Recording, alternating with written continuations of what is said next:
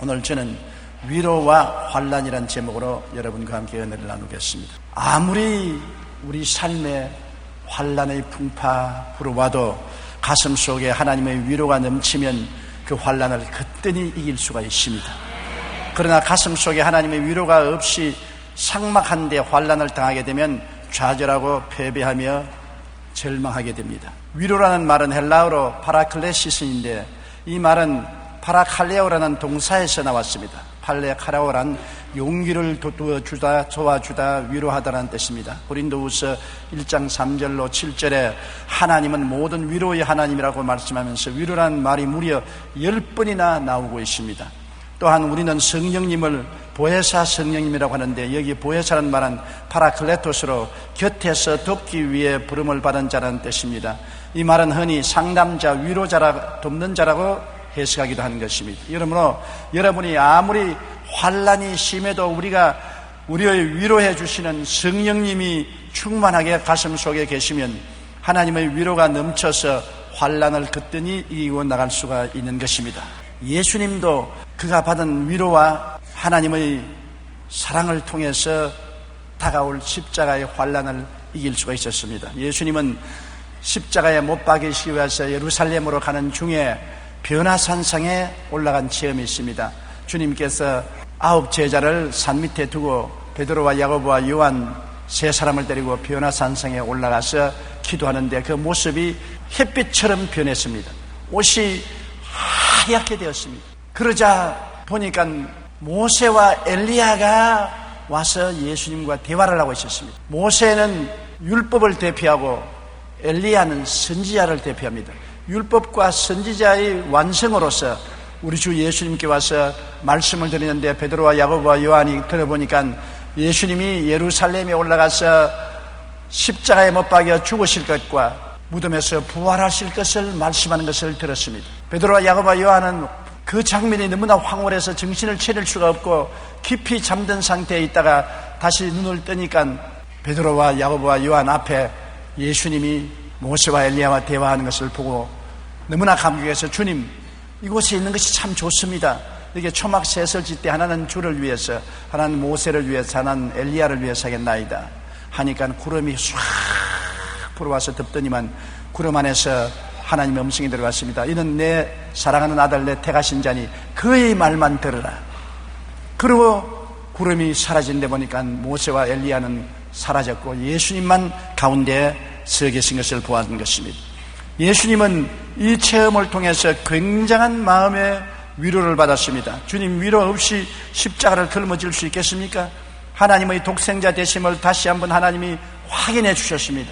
이는 내 사랑하는 아들, 내 택하신 자라는 음성을 하늘에서 직접 예수님께 들려주셨습니다. 그리고 율법의 대표자인 모세와 선지자의 대표인 엘리야가 와서 예수님이 율법과 선지자의 모든 일을 완성하실 것을 예언해 주셨습니다. 그리고 죽으심과 부활하심을 예고해 주셨습니다. 이렇기 때문에 이 체험의 위로가 장차 십자가의 혹독한 고난을 감당할 수 있는 힘이 된 것입니다. 아무리 십자가의 고통이 혹독하더라도 이미 예수님은 십자가의 고통을 이겨낼 수 있는 위로를 하나님께로부터 친히 변화산상에서 받았기 때문에 승리할 수가 있는 것입니다. 예수님께서 예루살렘에 들어가서 죽으시기 엿새 전에 그는 나병 환자 시몬의 집에서 식사를 하게 된 것입니다. 시몬의 집은 베다니에 있었습니다. 식사를 하려고 준비하고 있는데 마리아가 옥합을 하나 가지고 와서 그것을 문지방에 탁 때려 부숴뜨렸습니다. 그리고 향기로운 냄새가 나는 옥합을 기름을 예수님 머리에 붓고 그의 수염을 통해서 옷에 떨어지니 머리로서 그 기름을 닦아서 예수님 발을 비벼주셨습니다. 온 방에 나드 기름이 향기가 가득했습니다. 그러자 가룟 유다를 중심으로 해서 제자들이 분노를 했습니다. 이 무슨 낭비인고? 이 나드 기름을 300데나리나 주고 팔았으면 가난한 사람에게 도와줄 것인데 왜 이렇게 낭비를 하느냐? 그때 예수님께서 가룟 유다와 제자들을 보고 우시셨습니다. 너희가 어찌하여 그를 괴롭히느냐? 그가 내게 좋은 일을 하였느니라. 가난한 사람들은 항상 너와 같이 있으니 너희들이 기회가 있을 때마다 좋은 일을 해줄 수 있거니와 나는 항상 있지 아니한다. 이 여인은 나를 장례를 준비하기 위해서 있는 끝 향유를 내게 부었다. 내가 진실로 너에게 이르노니 온 천하에 어디든지 복음이 전파되는 곳에는 이 여자가 행한 일도 말하여 그를 기억하게 하시리라. 예수님은 마리아가 옥합을 깨뜨려서 기름을 예수님 머리에 붓고 발에 붓고 머리로 닦은 것이 참으로 좋은 일을 해주었다는 것입니다. 주님은 십자가를 걸머질 것을 생각하고 마음에 상당히 삭막했습니다. 그런데 마리아의 행동은 굉장히 마음에 위로를 주고 힘을 주신 것입니다. 힘을 다하여 주님의 장례를 미리 준비해 주십니다. 주님 죽을 것을 미리 준비해서 향기로운 기름을 부은 것은 마리아의 향기로운 사랑을 예수님의 머리와 발에 부은 것 같은 것입니다. 주님이 얼마나 위로를 받으셨던지 천하의 복음이 전파되는 곳에는 이것이 기억될 것이라고 말한 것입니다. 마리아의 진실하고 전심을 다한 사랑이 이와 같이 큰 위로가 된 것입니다. 이와 같은 위로가 주님으로 하여금 십자가의 고난을 이기게 해 주신 것입니다. 최근 이야기 발견한 호르몬 중에 다이돌핀이 있습니다. 이 다이돌핀은 심한 통증 치료에 사용되는 모르핀보다 20배나 효과가 있다는, 엔돌핀에 비해 4,000배의 효과가 있다는 사실이 발표되었습니다. 즉 모르핀보다는 8만 배나 더 높은 강도입니다. 우리 몸에서 다이돌핀이 나오면 어떠한 스트레스나 병도 고칠 수 있다는 것입니다. 우리는 보통 즐거울 때 엔돌핀이 나온다고 합니다. 그러나 다이돌핀은 엔돌핀보다 4,000배나 더 강한 효과가 있는 호르몬이 우리의 뇌에서 분비된다는 것입니다. 그런데 이 다이돌핀은 우리가 전혀 알지 못했던 진리를 깨달아 마음에 큰 감동을 느끼든지, 사랑에 빠졌을 때, 아름다운 풍경에 압도되었을 때, 큰 마음의 감동을 받을 때 우리 몸에 생성되어 넘쳐난다는 것입니다.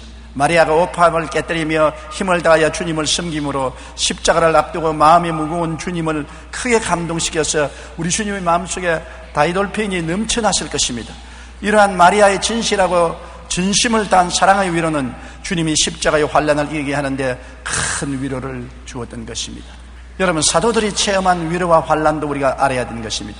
예수님의 죽으심과 부활의 목격자로서의 위로를 받지 않았으면 사도들이 온 천하 다니며 만민에게 복음을 전할 수 없을 것이고, 그렇게 감옥에 갇히고 매를 맞고 고통을 견뎌내지 못하고 나중에 순교의 제물이 되지 못했을 것입니다.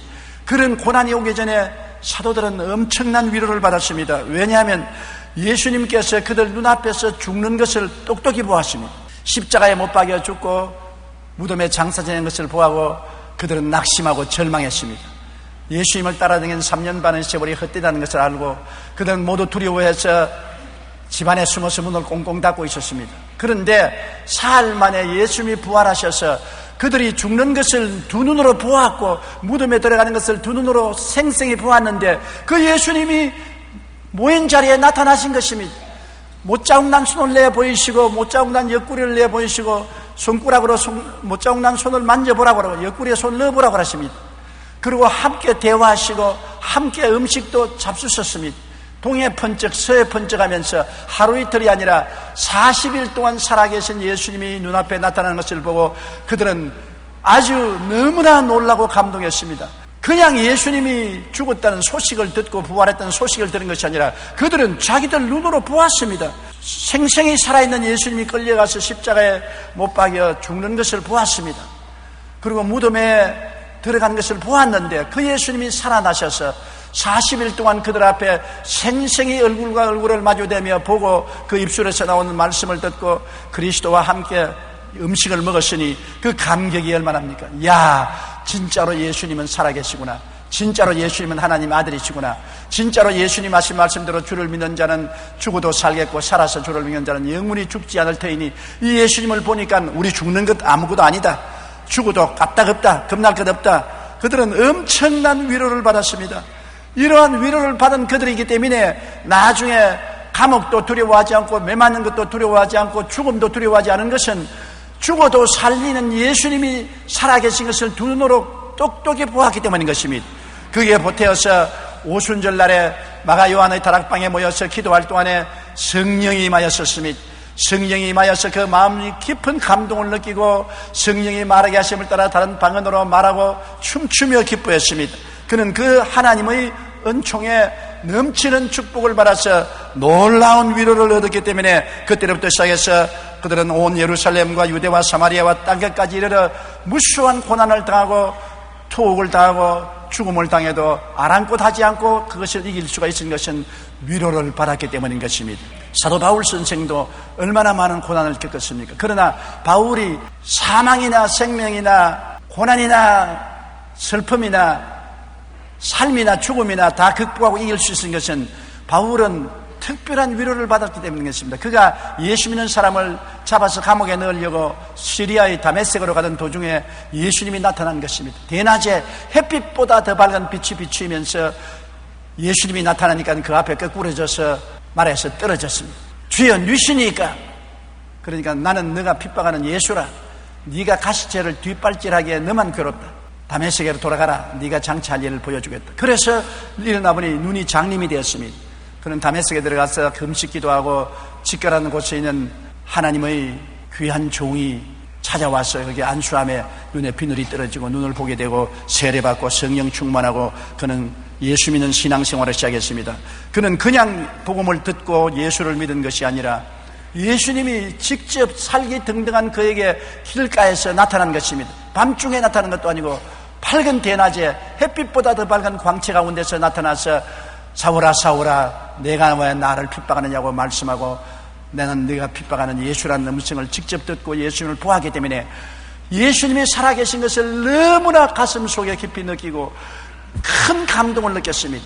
그러므로 그 다음 이후로 매를 맞고 고통을 당해도 예수님이 살아계시고 예수님이 나와 같이 계시고 예수님이 나를 구원하셨으니 내가 살아도 좋고 죽어도 좋다 두려움이 없었습니다.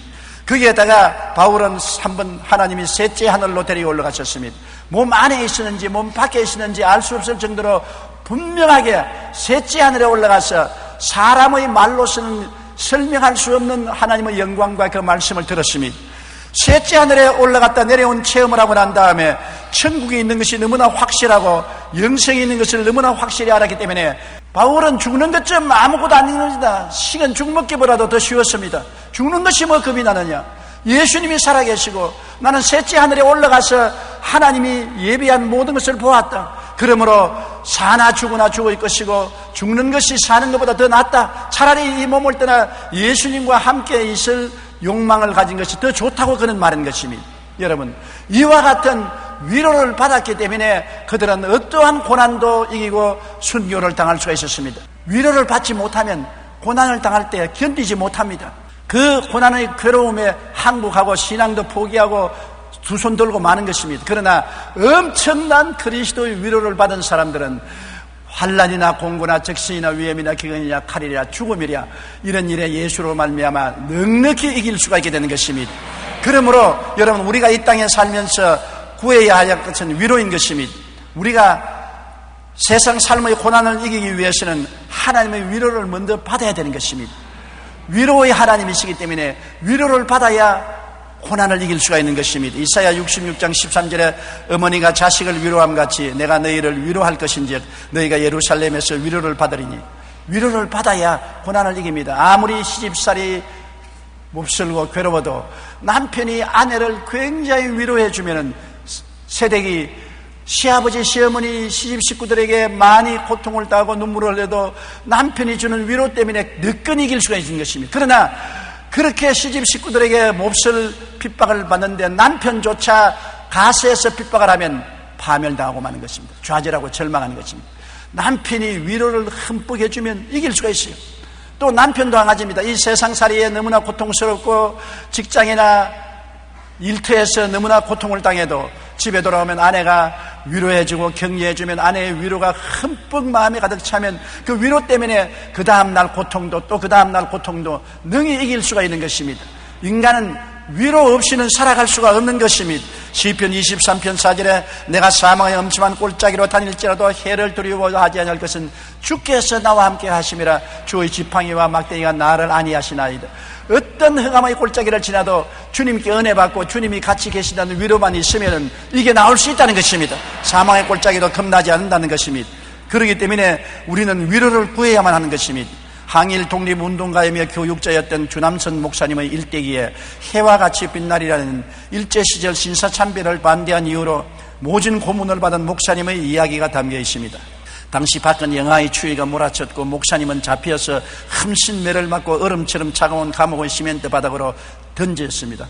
고문으로 터진 살이 차가운 바닥에 닿으니 온몸은 더욱 시려왔습니다. 그러나 목사님은 주님의 위로와 은혜를 구하는 기도를 그치지 않았습니다. 하나님, 나를 위로해 주십시오. 하나님, 나에게 은혜를 베풀어 주십시오. 얼마 후 시간이 지나자 이상하게 감옥 안이 따뜻해졌습니다. 그렇게 추운 감옥이 따뜻해지더니만 소미불 같은 것이 주 목사님을 감싸 포근함 속에서 너무나 편안하기 때문에 잠이 들었습니다. 그는 매를 맞은 상처의 쓰라린 아픔도 잊어버리고 주님의 품 안에 함께 잠을 잤습니다. 아침에 일어나니 자기도 모르게 세임이 솟았고 아픈 상처가 아물었습니다. 그래서 그 위로로 말미암아 더 강하고 담대한 믿음을 가지고 신사참배를 저항하고 그리스도 중심의 신앙을 유지할 수가 있은 것입니다. 사도 바울도 선교 여행을 하다가 모진 박해를 당해 거의 죽을 뻔당했으나 셋째 하늘에 올라갔다 내려온 위로를 통해 억센 고난과 환난과 죽음을 기꺼이 이기고 복음 전도를 계속할 수가 있었던 것입니다. 우리가 고난받는 이웃을 위로하기 위하여 우리가 위로의 체험이 있어야 되는 것입니다. 남을 위로하기 위해서는 내가 위로받아야 되는 것입니다. 고난을 많이 통한 지역장이나 구역장의 말씀 속에는 큰 위로가 있습니다. 왜냐하면 자기가 고난받아서 하나님 위로를 이겼기 때문에 다른 고난받는 사람을 위로할 수가 있는 것입니다. 주의 종이 하나님 말씀을 전가할 때 인생의 쓰라린 고난을 많이 겪고 사망의 엄침한 골가를 지나면서 주님의 은혜로 이긴 체험을 가진 주의 종이 하나님 말씀을 전할 때 그 말씀에는 위로가 넘쳐나는 것입니다. 왜냐하면 자기가 고난 속에 하나님 위로로 이겼으니까 그 위로를 가지고 고난당한 다른 사람을 위로해 줄 수가 있기 때문인 것입니다. 고린도후서 1장 3절로 4절에 찬송하리로다. 그는 우리 주 예수 그리스도의 하나님이시여 자비의 아버지시여 모든 위로의 하나님이시며 우리의 모든 환난 중에서 우리를 위로하사 우리로 하여금 하나님께 받은 위로로서 모든 환난 중에 있는 자들을 능히 위로하게 하시는 이시로다. 그러므로 위로하는 자는 상처받은 치유자인 것입니다. 내가 상처를 받은 사람이 다른 사람을 치유할 수 있는 것입니다.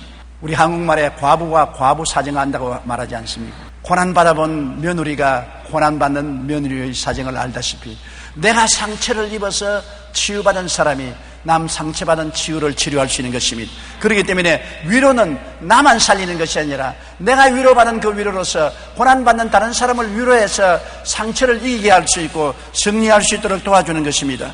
이사야 40장 1절에 너희 하나님이 이르시되 너희는 위로하라 내 백성을 위로하라고 말한 것입니다. 빌리 그레함 목사는 이런 말을 했습니다. 하나님께서는 단지 우리를 위로하시기 위해 위로하시는 것이 아니라 우리로 하여금 위로자가 되도록 하시기 위해서 우리를 위로하신다고 말하는 것입니다.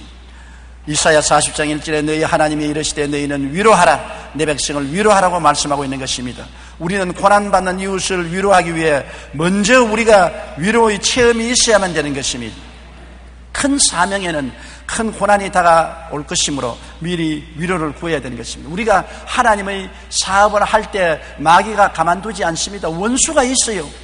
우리를 도적질하고 죽이고 멸망시키는 원수가 우는 사자같이 돌아다니며 삼킬 자를 찾는데 가만히 있는 사람 삼키지 않습니다. 하나님의 사업을 하는 사람을 와서 발로 핥히고 이빨로 깨무는 것입니다. 그러므로 사명이 적으면 적은 공격을 받고 하나님의 사명이 크면 큰 공격을 받습니다.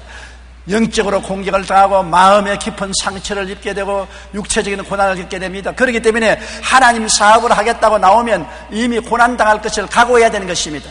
칭찬을 받고 박수 갈채를 받으면서 하나님 사업하는 사람 없습니다. 마귀는 언제나 일하는 사람에게 다가와서 온갖 흉한 말을 다하고 참소를 하고 고통을 주고 괴로움을 주어서 뒤로 물러가게 만들려고 하는 것입니다. 그렇기 때문에 큰 사명에는 큰 고난이 다가올 것이므로 미리 하나님이여 이 고난을 감당할 수 있도록 위로를 해달라고 기도해야 되는 것입니다. 여러분, 일을 하기 위해서는 먼저 일하는 사람에게 먹이지 않습니까? 시골에서 농사하는 지는 사람들은 아침밥 먹고 점심 먹기 전에 참을 먹고 점심 먹고 난 다음 저녁 먹기 전에 또 참을 먹습니다. 왜? 무거운 일을 하기 위해서는 영양분을 흡수해서 힘을 얻어야 되는 것입니다. 이처럼 우리가 위로를 받아야 하나님의 사업을 할 수 있기 때문에 위로를 구해야 되는 것입니다. 저는 부흥에 나가면 언제나 하나님께 기도합니다. 하나님 내게 위로를 주시옵소서. 성령으로 내가 하나님의 은혜를 체험하고 위로를 주셔야 부흥이라는 이 큰 무거운 짐을 걸머질 수 있습니다. 매주일 매수요일 하나님 말씀을 전가하는 것은 굉장한 부담입니다. 50여 년간 복음을 전가했는데 부담이 오느냐? 하나님의 사업은 하면 할수록 얼마나 중대한 것을 깨닫기 때문에 더 겁이 나고 더 중압을 느낍니다. 그럴 때마다 하나님 성령으로 위로하여 주시옵소서. 은혜를 주셔서 위로를 해 주셔야 이 무거운 짐을 걸머지고 감당할 수 있습니다. 항상 성령의 위로를 부어주는 것입니다. 우리가 위로받기 위해서는 말씀을 구해야 되는 것입니다. 말씀을 우리가 읽고 듣고 감동적으로 진리를 깨달을 때 마음에 큰 위로가 오는 것입니다. 하나님 말씀이 굉장한 위로의 능력을 가지고 우리 심령을 파고 들어오는 것입니다. 근성으로 읽으면 위로가 안 돼요. 하나님 성령께 기도해서 말씀으로 위로해달라고 간구할 때 하나님 말씀이 마음에 깨달아지면 어두움에서 빛으로, 절망에서 소망으로 나옵니다. 굉장한 위로가 마음에 오고 굉장한 마음의 감동이 넘쳐나게 되는 것입니다. 시편 119편 50절에 이 말씀은 나의 고난 중에 위로라. 주의 말씀이 나를 살렸기 때문이라고 말한 것입니다. 고난당할 때 말씀이 위로가 되어서 살린다고 말한 것입니다. 시편 50편 15절에 환난 날에 나를 부르라. 내가 너를 건지리니 내가 나를 영화롭게 하리라. 하나님께서는 환난 때 위로를 통해서 건져주시는 것입니다. 그리고 성령 충만의 은혜를 통하여 위로를 받습니다. 성령은 위로의 영인 것입니다. 보혜사라는 것은 위로자라는 것입니다. 성령이 충만하면 우리 마음속에 굉장한 쿠션이 되는 것입니다. 높은 데서 떨어져도 푹신푹신한 쿠션이 있으면 다치지 않습니다. 우리가 성령 충만하면 마음의 충격을 받고 핍박을 받고 환난을 당하고 억울한 소리 듣고 누명을 당해도 마음의 성령의 쿠션이 있기 때문에 아무런 상처를 입지 않고 그 고통을 견뎌낼 수가 있는 것입니다. 데살로니가전서 1장 6절로 7절에 또 너희는 많은 환난 가운데서 성령의 기쁨으로 말씀을 받아 우리와 주를 본받는 자가 되었으니 그러므로 너희가 마게도니아와 아가야에 있는 모든 믿는 자의 본이 되었다고 말한 것입니다. 환난 가운데 성령이 위로해서 기쁨이 충만해지면 어떠한 환난도 이기고 승리하는 신앙생활을 할 수 있는 것입니다.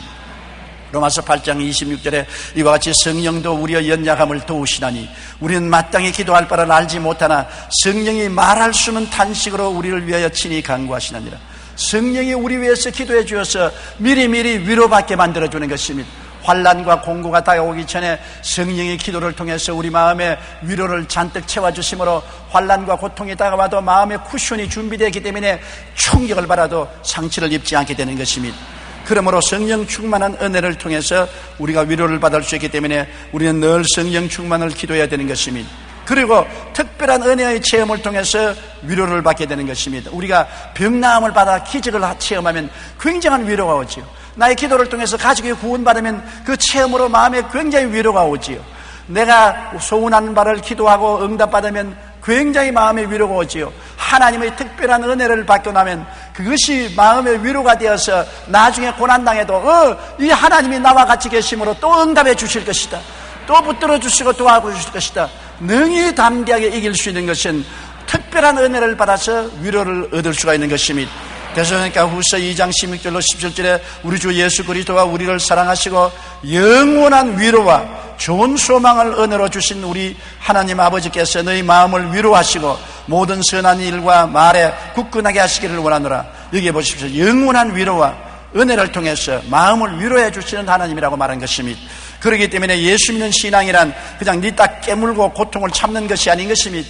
하나님의 위로가 우리에게 강물처럼 넘쳐나서 말씀을 통하여 위로받고 성령을 통하여 위로받고 기도 응답을 통하여 위로받고 또 위로받은 사람들이 와서 위로를 해 주심으로 그 위로를 통해서 환난과 공공과 핍박과 괴로움과 슬픔을 이겨낼 수가 있는 것입니다.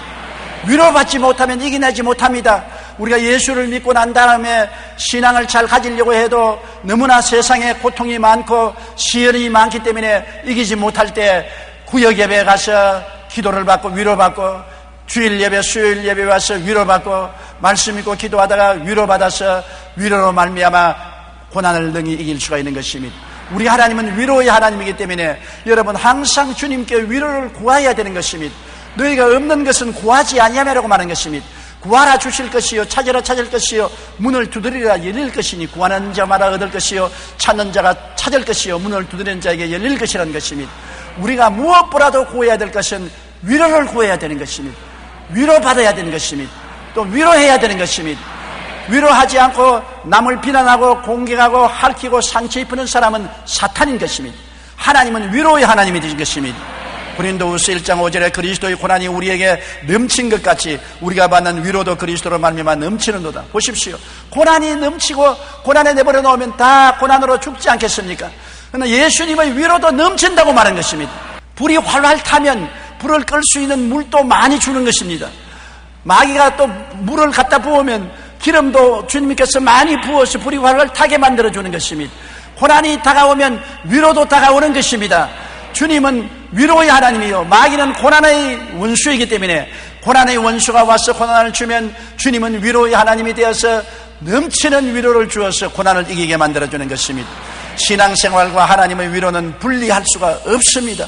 왜냐하면 세상의 삶 그 자체가 크고 작은 고난의 연속이기 때문에 그 안에서 승리하고 이웃을 승리하도록 하기 위해서는 위로가 넘치는 삶을 살아야 되고 항상 위로를 받아야 되는 것입니다. 테레사 수녀는 이런 말을 했습니다. 가장 큰 질병은 결핵이나 문둥병이 아닙니다. 아무도 돌아보지 않고 아무도 위로하지 않고 아무도 사랑하지 않고 아무도 필요로 하지 않는 것, 이것이 가장 무서운 병입니다. 세상에는 빵이 없어 죽어가는 사람도 많지만 작은 사랑이나 위로가 없어서 죽어가는 사람이 더 많습니다. 여러분, 세상의 삶은 고난의 연속이므로 우리는 그 안에서 승리하고 또한 이웃을 승리하도록 서로 위로로 도와줘야 되는 것입니다. 아무도 위로하지 않고 아무도 사랑하지 않고 아무도 필요하지 않고 아무도 알아주는 사람 없으면 이것은 죽음의 병에 걸리는 것이 되고 마는 것입니다. 여러분은 위로할 수 있는 하나님의 귀한 일꾼들인 것입니다. 여러분이 이웃을 위로해주고 사랑해주고 격려해주고 이웃 사람을 떠들어주면 그것이 위로가 되어서 이웃 사람은 어떠한 시련과 환난과 고통도 극복하고 이겨낼 수가 있는 것입니다. 우리의 입에 말로 이웃 사람을 죽일 수도 있고 살릴 수 있는 것입니다. 비난하고 공경하고 비평하고 손가락질하는 말을 하면 이웃 사람을 죽입니다. 그러나 위로하고 격려하고 사랑하고 힘을 주는 말을 하면 그 위로로 말미암아 환난에 빠진 이웃이 살아나게 되는 것입니다. 여러분, 그러므로 하나님이 위로가 우리에게 넘치는 것처럼 우리도 항상 위로하는 하나님의 사자들이 되시기를 주님 이름으로 축원합니다. 고개 숙여 기도드리겠습니다. 사랑이 많으신 우리 아버지 하나님, 예수님조차도 변화산상과 마리아의 위로를 받아서 십자가를 걸머졌습니다. 사도들이나 사도 바울 선생도 억센 고난을 그들이 받은 위로 때문에 이길 수가 있는 것입니다. 우리는 위로를 받지 못하면 결코 신앙도 생활도 이길 수가 없고 사회생활도 성공할 수가 없습니다. 사람들은 위로를 받지 못하면 스트레스에 걸려서 앞에서 넘어지고 뒤에서 넘어지고 쓰러지고 맙니다. 내 아버지, 수많은 병들이 위로받지 못한 가슴에서 스트레스를 받아 일어나고 있는 것입니다. 주 안에서 위로받게 도와주시옵소서. 말씀을 통하여 위로받고 성령 충만하여 위로받고 기도 응답받아서 위로받고 마음속에 하늘의 위로가 넘쳐나서 세상의 환난을 능히 이길 수 있게 도와주시옵소서. 고난이 넘친 것 같이 그리스도의 위로도 넘치게 되게 도와주시옵소서. 모두 다 위로받은 성도들이 되게 도와주시옵소서. 어느 곳에 가나 위로하는 성도들이 되게 도와주시옵소서. 예수님 이름으로 기도드립니다. 아멘.